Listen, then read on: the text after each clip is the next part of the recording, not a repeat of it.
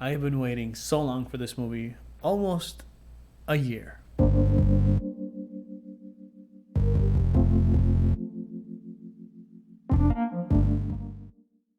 The Green Knight is directed by David Lowery and stars Dev Patel as Sir Gawain, a knight of King Arthur's court. This is a tale that has been passed down by centuries. It has an unknown author, but it's just been told as folklore through the ages, and now we have it finally on the big screen. A much more grittier, grounded, tamed fantasy telling of the Green Knight. The movie takes place at the end of King Arthur's life, where he has already established Camelot and already has his Knights of the Round Table, and Sir Gawain is not a part of the Round Table at the moment. He wants to be, and he wants to prove himself to be a part of the Knights of the Round Table. So when the Green Knight appears, he invites anyone from the Round Table to a game. And the game is, if you land a blow on the Green Knight will then return the blow to you. So whether it's like a stab or a nick on the neck, he will return the same thing to you. That is the game. And you see so desperately that Sir Gawain has no stories. He's like sleeping with women in this underground chapel, since it's like a medieval century kind of thing.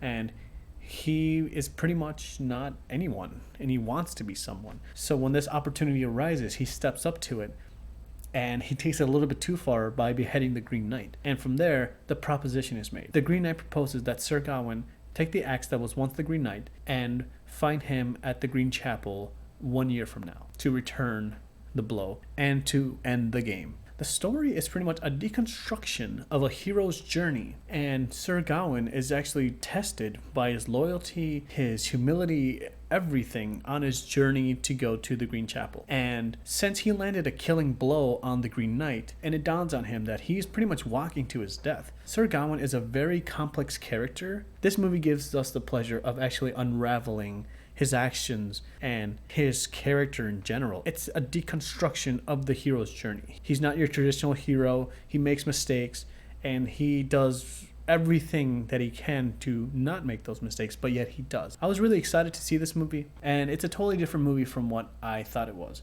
I knew it was going to be like high concept-y stuff, but it's very philosophical. It doesn't have a lot of action in it, which doesn't really need it, but it's very philosophical in the way that it explores its characters, its environment, its century that it takes place as well, the relationship between Sir Gawain and King Arthur as well. I think it's kind of cool that we get to see this story that pretty much, we've been told through folklore. This is the first time I've ever heard of it, but it's a really cool and interesting story of just keeping your honor and learning to keep your humility when there's temptation all the way around. And I think that's one of the movie's strengths. It's like it shows you like there's temptation everywhere, to walk away from this quest, to not sleep with someone else's wife, to not do this or that or the other. The movie's at its best doing that. Now, for those of you guys looking for some kind of action movie, this isn't it.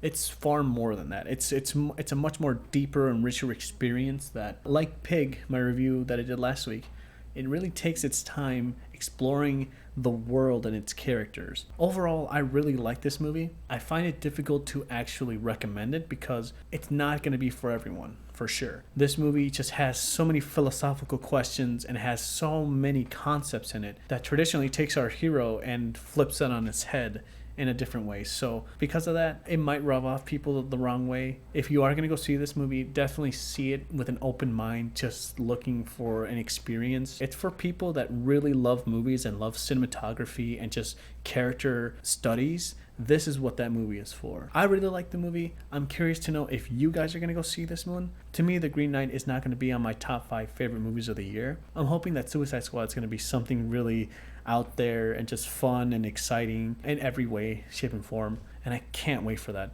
In any case, let me know what you guys think. Did you guys go see The Green Knight? Are you interested in hearing this folktale being turned into a movie? Did you love the cinematography? Did you hate it? Let me know in the comments below. Thank you guys for watching, and I'll see you next week for Suicide Squad. Have a good night.